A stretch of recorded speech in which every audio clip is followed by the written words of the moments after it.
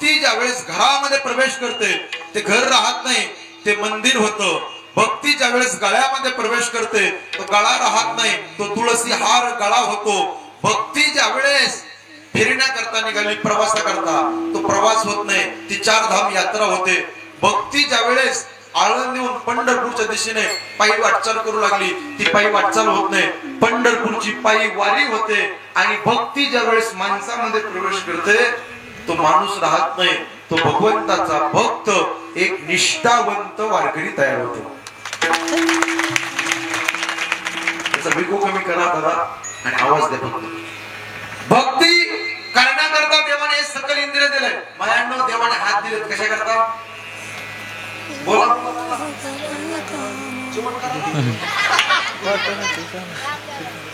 धन्य माता पिता दयाचे पुत्र व्हावा ऐसा कोणा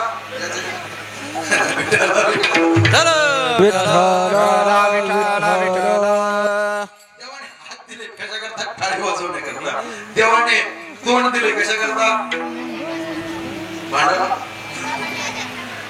भजन करण्याकरता, बरोबर.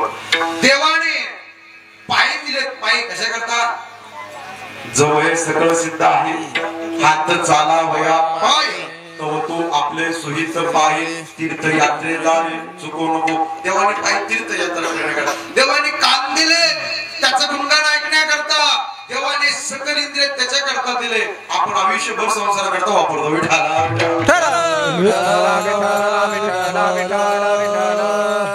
बसलेले मंडळी तुम्ही भाग्यवान मंडळी आहात. आपल्या गावात एवढेच माणसं आहेत का?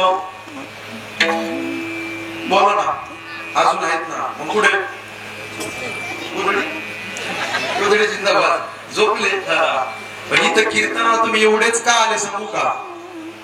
तुम्हाला बोलवणारी एक शक्ती आहे. तुम्ही नाही आले कीर्तनाला, एका शक्तीने तुम्हाला बोलवलं. त्या शक्तीचं नाव आहे बजरंग बली. बजरंग बली हनुमंतरायाने तुम्हाला बोलवलं. अरे रामनवमीचा हनुमान जयंतीचा उत्सव एवढा थाटामाटामध्ये गावकरी मंडळी करतात, तरुण युवक मंडळी करताय. चला दादा, चला काका, चला चला चला कीर्तनाला चला. विठाला विठाला कुणाच्या नशिबात आहे गो? हे टाळ वाजवणं कुणाच्या नशिबात आहे का? गळ्यात माळ घालणं, मृदंग वाजवणं, विणा घेणं, इथं कीर्तन ऐकणं, अन्नदान करणं, सप्ताहाला सहकार्य करणं, देणगी देणं, वर्गणी देणं कुणाच्या नशिबात नाही. कुणाच्या नशिबात नाही. हे ऐकण्याकरता पाठीमागच्या अनंत जन्माचं पुण्य लागतं. पुण्याची सामग्री असली की तेव्हा देवाचं नाव मुखात येतं. जन्मजन्मी आम्ही बहु पुण्य केले, देवाया विठ्ठले कृपा. पवित्र वंशामध्ये तुमचा माझा जन्म झाला. भाग्यवान नशिबवान आहात. पवित्र कुळामध्ये तुमचा माझा जन्म झाला आणि पावन देशामध्ये तुमचा माझा जन्म झाला. एवढे पवित्रवान माणसं. ऐका, इथे येण्याकरता किती मोठं पुण्य लागतं. ऐका, सपने तो हर कोई सजाता है लेकिन कई सपने टूट जाते हैं. इस कीर्तन मंडप में हर कोई आना चाहता है लेकिन वही आता है जिसे मेरे भगवान बुलाते हैं. पवित्र मातीमध्ये तुमचा माझा जन्म झाला. महाराष्ट्र ही साधू संतांची भूमी आहे. या मातीमध्ये जन्म मिळाला धर्माचं पालन करण्याकरता, सज्जनावर नामाचं बीज वाढवण्याकरता, भक्ती करण्याकरता, परमार्थ करण्याकरता देवाने हा मनुष्य शरीर तुम्हाला दिले. या मातीत तुमचा माझा जन्म झाला. ही माती कशी आहे? एक धारदार वाक्य बोलतो बरं, काढूनचं नाही का? मराठ्याच्या रक्ताला चलेली माती, सुकलेल्या अफजल पुढं माझ्या शुभाची जाती. संभाजी राजासारखा दादा ते रेकॉर्डिंग चालू आहे समोर, ते चुरू चुरू वाजलं सगळं तिच्यात येते. मी आवाज कमी करा, मी बंद करा. मी परत वाक्य घेतो. माईक बंद करायचं का? बंद आहे सगळे. आता ऐका, मी परत तिकडे बघा, कारण रील्स पडत असते बरं का त्याची. विठाला विठाला विठाला विठाला. माती कशी आहे? अरे मराठ्याच्या रक्ताला झालेली माती, चुकली ना अफजल पुढं माझ्या शुभाची जाती. संभाजी राजासारखा, शिवाजी राजासारखा वीर या मातीमध्ये झाला खरा. अरे मराठ्याच्या संश्रीवर तोच मला ठिमावला करा. या मातीमध्ये संभाजी राजा घडले, या मातीमध्ये शिवाजी राजा घडले, मातीमध्ये अफजल गाडला आणि याच मातीमध्ये हिंदवी स्वराज्याचा भगवा झेंडा फडकला. अशा मातीमध्ये तुमचा माझा जन्म झालाय सज्जन हो. आज एक कपाळाला टिळा असलेल्या हिंदूच्या मुलाला विचारलं, दादा काय तुमची स्वराज्याची व्याख्या आहे, काय तुमची हिंदुत्वाची व्याख्या आहे? आज एक तरुण मुलं छातीला हात लावून म्हणतील, अरे चिरले आमच्या नस तर उधळण होईल भगव्या रक्ताची, आणि फाडली जरी आमची छाती हृदयात मूर्ती दिसेल छत्रपती शिवाजी महाराजांची. छत्रपती शिवाजी महाराजांनी 18 पगड जाती एकत्र केल्या होत्या आणि हिंदवी स्वराज्य निर्माण केलं होतं. सगळ्या जातीचे मावळे होते चोपदार, प्रत्येक 12 बलुतेदार एकत्र केले आणि स्वराज्य सोन्यासारखं उभा केलं माझ्या छत्रपती शिवाजी महाराजांनी. म्हणून छत्रपती शिवाजी महाराज कुणाला म्हणावं? ऐका, 18 पगड जातीला ज्यांनी कधीच केलं नाही नाराज, ते स्वराज्याचे छत्रपती शिवाजी महाराज. पवित्र मातीमध्ये तुमचा माझा जन्म झाला, पवित्र कुळामध्ये धर्माचं पालन करण्याकरता तुमचा माझा जन्म झाला आणि पावन देशामध्ये काका तुमचा माझा जन्म झाला. का हा देश पावन आहे, हा देश पवित्र आहे? का त्या देशाला मातेची संज्ञा दिली. काय म्हणतात? भारत माता की जय, भारत माता की जय. काय बाबा यांचे करतात? भारतासारखा देश नाही, महाराष्ट्रासारखं राज्य नाही, पंढरपुरासारखं तीर्थ नाही, पांडुरंगासारखं दैवत नाही, ज्ञानोबासारखे संत नाही, ज्ञानेश्वरी सारखा ग्रंथ नाही, वारकरी संप्रदायासारखा पंथ नाही, रामकृष्णारी सारखा मंत्र नाही, रामायणासारखी आचारसंहिता नाही, दशरथासारखा बाप नाही, कौशल्यासारखी माय नाही, प्रभू रामचंद्र सारखा मुलगा नाही, सीतेसारखी सून नाही, उर्मिलेसारखी जाऊ नाही, सुतकीर्ती मांडवी जटरी सारखी दिली नाही, भारतासारखा भाऊ नाही, लक्ष्मणासारखा बंधू नाही, हनुमंतरायासारखा सेवक नाही, बिभीषणासारखा मित्र नाही, रावणासारखा शत्रू नाही, कोल्हा इतका लबाड नाही, कवळ्या इतका धूर्त नाही, काजळ इतकं काळं नाही, लणे इतकं मऊ नाही, माणसाच्या शरीरासारखं दुसरं कोणाचं शरीर नाही आणि छत्रपती शिवाजी महाराजांनंतर पुन्हा राजा होणे नाही. म्हणून अशा मातीमध्ये भारत किती पवित्र आहे आणि किती गुणगौरवशाली आहे. माझ्या भारताची संस्कृती एवढी पवित्र आहे. बाकीचे देश भोगप्रधान आहे महाराज, प्रकाश महाराज, पण माझा भारत देश येथील महाराज त्याग प्रधान महाराज. भारताची संस्कृती किती पवित्र आहे सांगू का मायांनो? ऐका, 1 लाखातलं वाक्य बोलतो, पोटाला भूक लागली एवढं खाणं याला प्रकृती म्हणतात, भुकेपेक्षा जास्त खाणं याला विकृती म्हणतात, आणि स्वतःच्या पोटाला भूक असताना एखाद्या गरीबाला खाऊ घालणं याला माझ्या भारत देशाची संस्कृती म्हणतात. अजून एक वाक्य सांगतो, मला मरण येणं ही प्रकृती आहे, मला मरणच न येणं ही विकृती आहे, आणि मरणावरती विजय प्राप्त करणं ही माझ्या भारत देशाची संस्कृती आहे. एवढी पवित्र संस्कृती आहे. एवढे पालक मंडळ आले ना कीर्तनाला, गावची मंडळी, ऐका वडीलधारी मंडळी, मुलीच्या अंगात 500चा नाही 5000 रुपयाचा ड्रेस असावा, पण तो हिंदू संस्कृतीला शोभेल असा असावा, हे लक्षात ठेवलं पाहिजे. म्हणून अशा मातीत तुमचा माझा जन्म झाला. भाग्यवान मंडळ हा धर्माचं पालन करण्याकरता मिळाला हा जन्म. म्हणून तुकोबारा म्हणतात, आम्ही आमच्या जीवनामध्ये धर्माचं पालन केलं आणि पाखंडी लोकांचं खंडन केलं. अभंगाचं पहिलं धर्माचे पालन, धर्माचे पालन, धर्माचे पालन, धर्माचे पालन, धर्माचे पालन, धर्माचे पालन,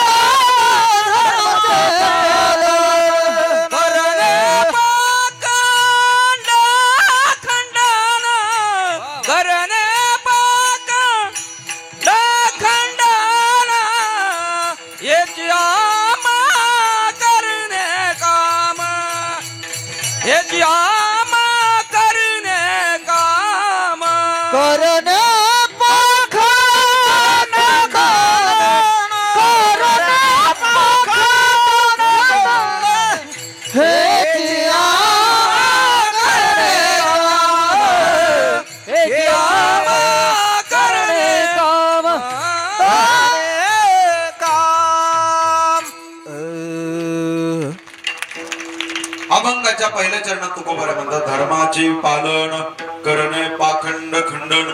साधू संत मंडळी धर्माचं पालन करण्याकरता तुम्ही आम्ही आलो, आणि देव सुद्धा आपण देव धर्माला ग्लानी आली की देव अवतीर्ण होतो. यदा यदा ही धर्मस्य ग्लानिर्भवति भारत अभ्युत्थानम धर्मस्य तदात्मानं सृजाम्यहं परित्राणाय साधूनां विनाशाय च दुष्कृतां धर्म संस्थापनार्थाय संभवामि युगे युगे धर्म रक्षावया अवतार वेशी आपुल्या पाळीसी अंबऋषीसाठी दृष्ट्या निर्धारिले धन्य तुझ कृपा आपुला तू बोल तुका म्हणे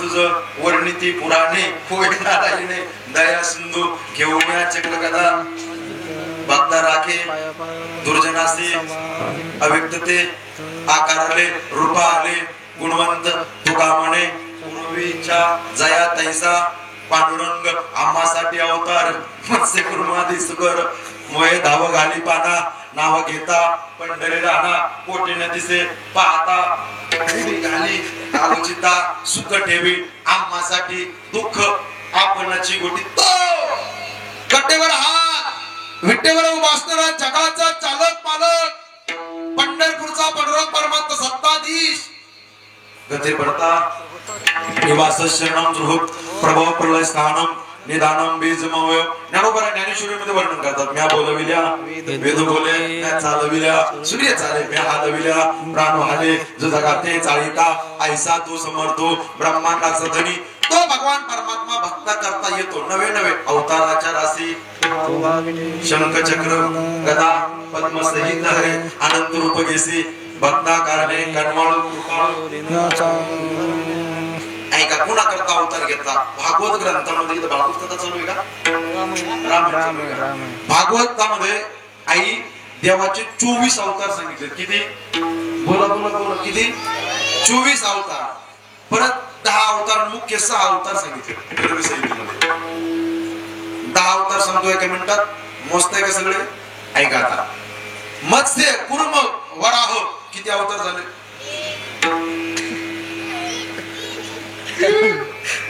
कोण म्हणतो एक सरळ बस सरळ मांडी घाल मस्त तिकडे होईल आता मग सगळे बघा सगळे समाज बसा मत्स्य कुर्म वराह किती अवतार झाले आता काय वाजवा यांच्याकडे आता पोरं हुशार झाले काय टेन्शन नाही करते किती आता उद्या बसून मत्स्य कुर्म वराह किती झाले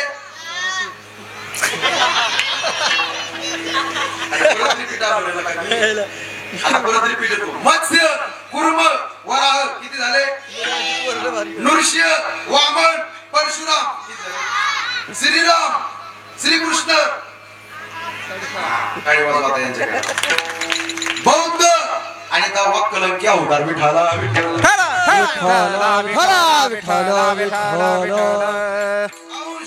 अंश कला आवेश पूर्ण आणि पूर्णत्व विठाला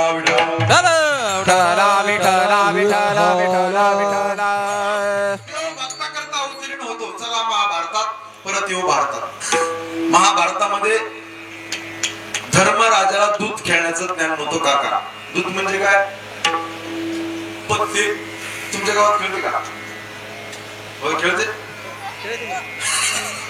आदर्श गाव आहे वा मस्त आहे वा आमच्या तिकडे खेळते ना गणपती बसला शुभम दादा नवरात्र असले की लोक पत्ते खेळते मोठे मोठे काय करते गणपतीच्या पुढं गणपती आमचा सत्याचा गणपती आमचा सत्याचा आणि पाठीमागे नाव पत्त्याचा नाक घरात नसावा पण पत्त्याचा आता तर महाराज मोबाईलवर आले महाराज जंगली जर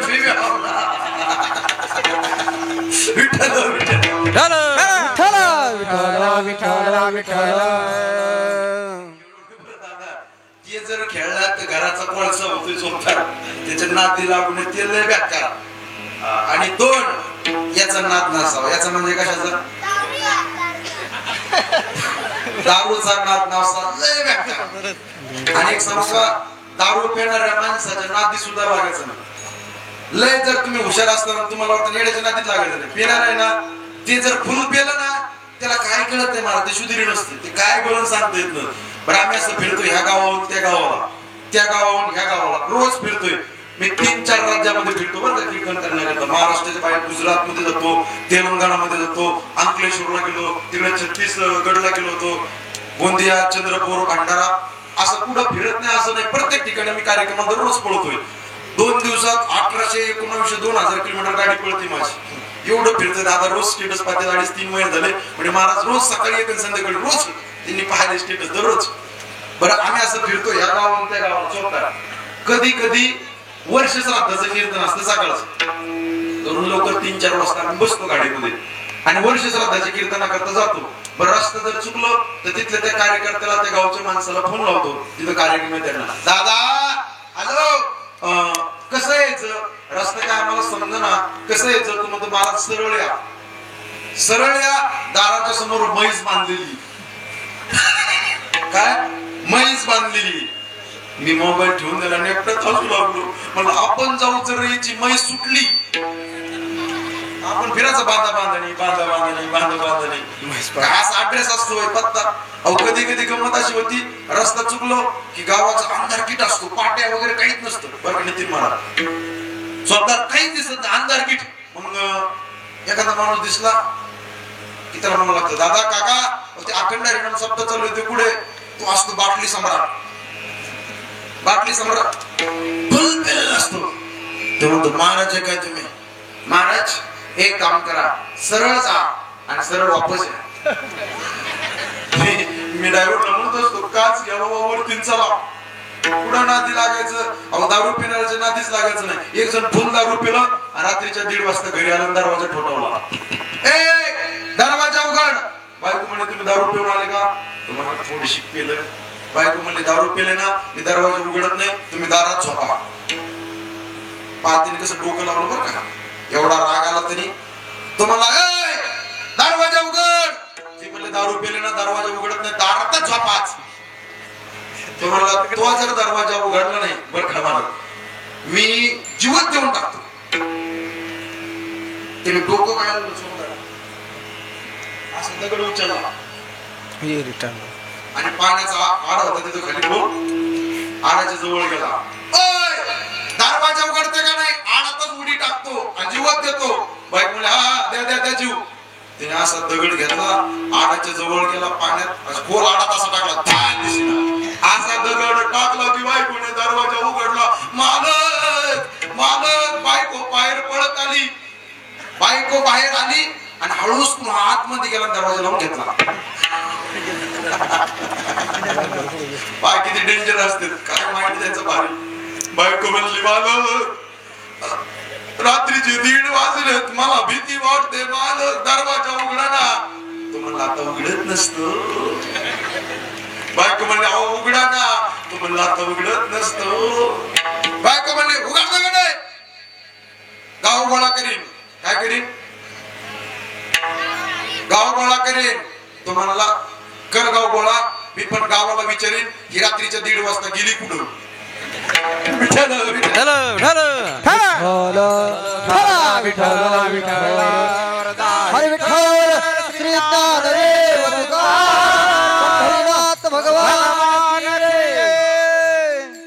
धर्मराजाला दूध खेळण्याचं ज्ञान नव्हतं.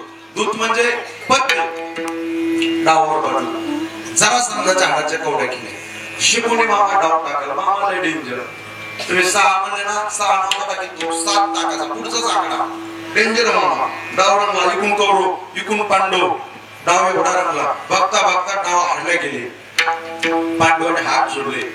आता आमच्याकडे डावावर मांडण्याला काही नाही आम्ही हरले गेलो. दुर्योधना आता डाव बस झाला. डाव मोडला पाहिजे. खेळ बंद झाला पाहिजे. तेवढ्या दुर्योधन म्हणतो दादा अजून डावावर माझा एक वस्तू आहे ना द्रौपदी. द्रौपदीला डावावर मांडलं. बघा मंडळी किती व्याख्या असतो.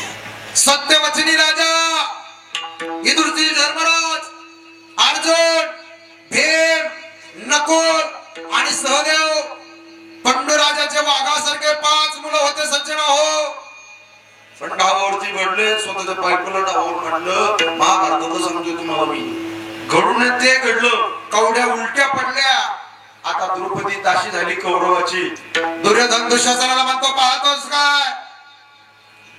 द्रौपदीच्या महली जा आणि द्रौपदीला वडत वडत वडत या भरलेल्या दरबारामध्ये घेऊन जा. आता ती आपली दासी झाली. धावत धावत धावत धावत दुःशासन जातो. द्रौपदीच्या महली जातो. आवाज येतो द्रौपदी बाहेर आहे बाहेर.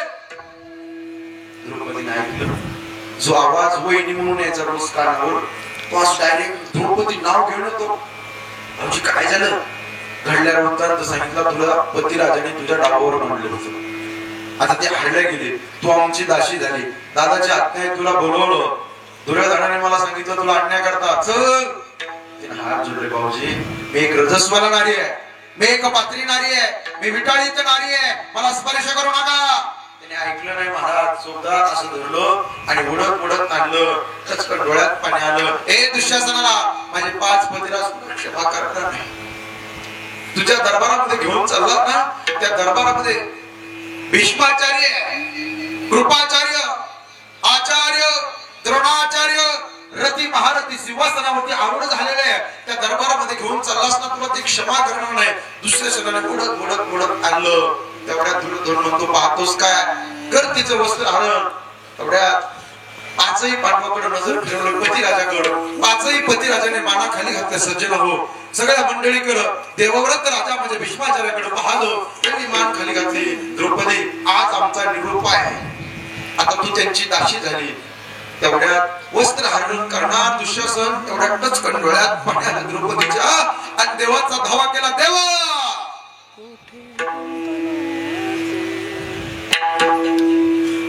हे गा तुमाय बापा पंढरीच्या राया, ये गा तुमाय बापा पंढरीच्या राया, ये गा तुमाय बापा पंढरीच्या राया, ये गा तुमाय बापा पंढरीच्या राया. ये गा तुमाय बापा पंढरीच्या राया, ये गा तुमाय बापा पंढरीच्या राया, ये गा तुमाय बापा पंढरीच्या राया, ये गा तुमाय बापा पंढरीच्या राया. तुझं विण शिण वाटे शिण झाली काया, तुझं विण शिण वाटे.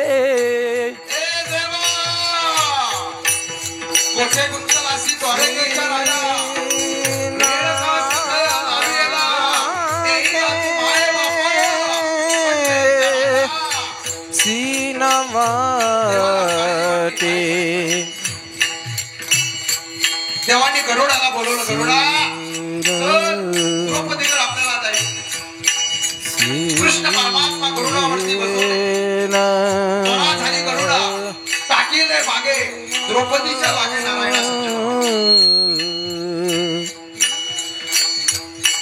धावत धावत धावत धावत गरुडाच्या वेगाने कृष्ण परमात्मा त्या ठिकाणी आलेले आणि त्या भरलेल्या दरबारामध्ये पाहिलं वस्त्र हरण होतो. दुःशासन साडी ओढत होता. डोळे पुसवले देवाने द्रौपदीचे, रडू नकोस. ऐका, तो कृष्ण परमात्मा आल्याच्या नंतर देवा वेळ का देव म्हणतात, अगं द्रौपदी तू बोललीस ना द्वारकेच्या राया म्हणून द्वारकेला गेलो आणि द्वारकेवर आलो म्हणून वेळ लागला का. तुझं विण शिण वाटे शिण झाली काया, ही गा तुमाय बापा पंढरीच्या राया, ही गा तुमाय बापा पंढरीच्या राया.